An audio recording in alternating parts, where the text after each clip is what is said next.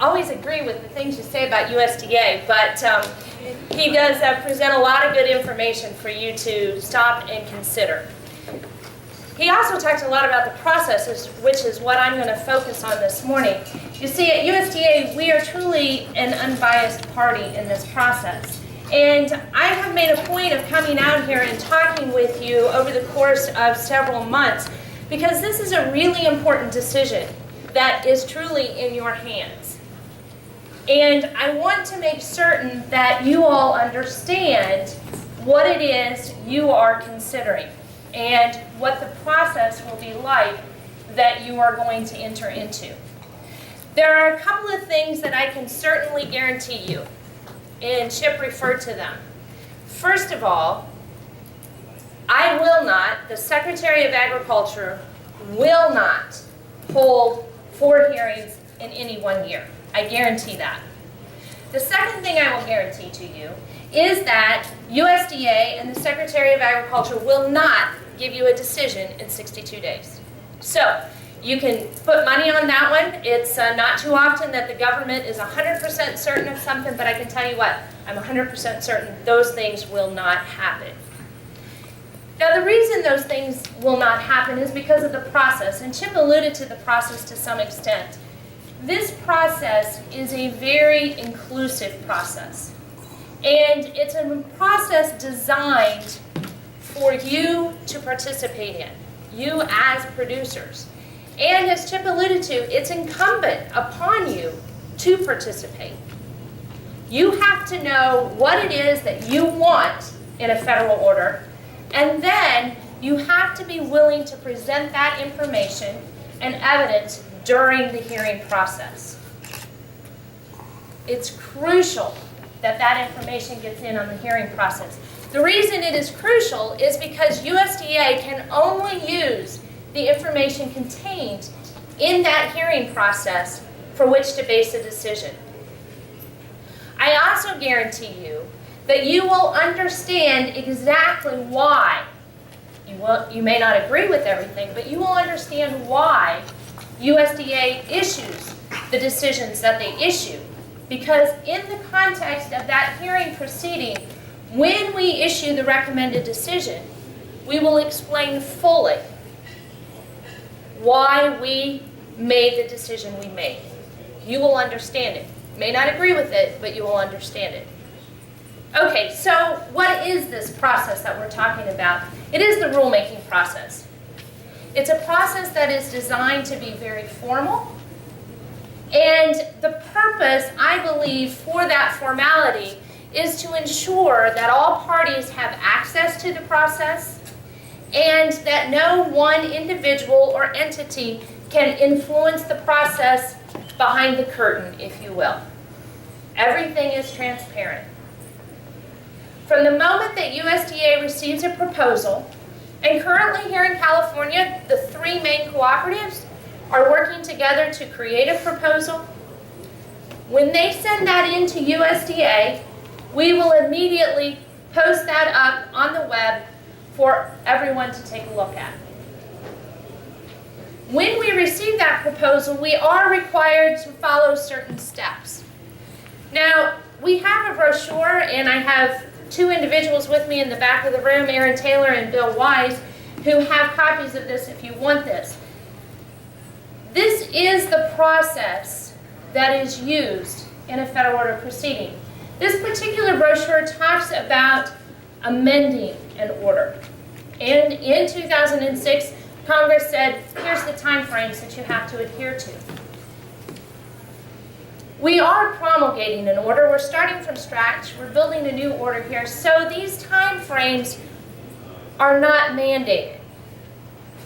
However, when you look at the conference report in the Farm Bill, the conferees very precisely said that USDA will adhere to these standards to the maximum extent practicable.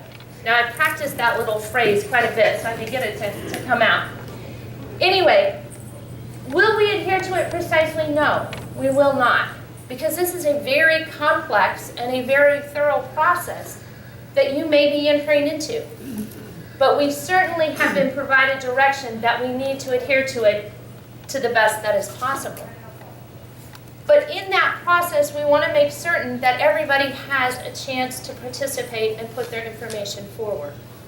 When USDA receives a proposal, we post it on the website and we issue what's called a plan of action. That plan of action will tell you what we are going to do. One, you know what? We didn't have enough information in the proposal, and no, we're not going to go to a hearing on it. Two, yes, USDA will be going to a hearing on it, and at that point we will ask for additional proposals.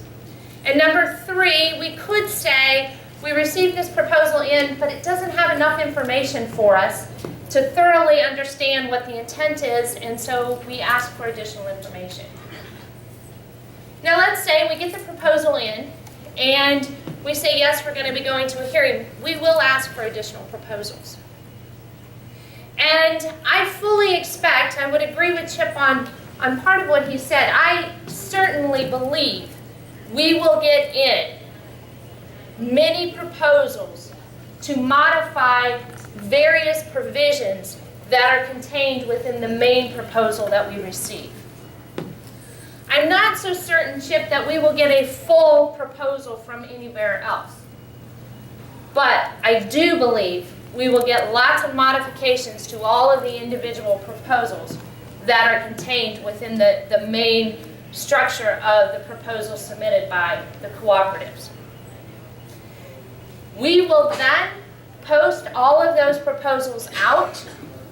At that time, USDA will attempt to do an economic analysis impact on what are the results of the main proposal and all of the other sub-proposals or changes or whatever it might be that are submitted in conjunction with that.